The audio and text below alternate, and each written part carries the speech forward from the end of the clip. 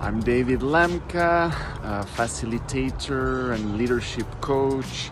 I give retreats around the planet, and I was in Christine's Trust workshop, and it was so beautiful because it was creative, it was heartfelt.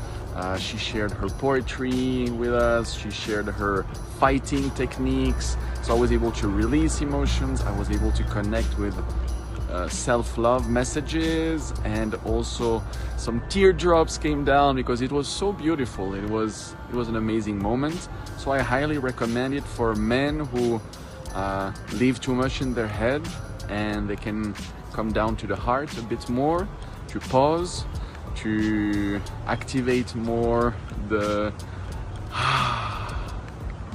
parasympathetic nervous system, where you feel more relaxed, more in tune with everything that's happening. And go check it out. It's very beautiful and creative to work with Christine.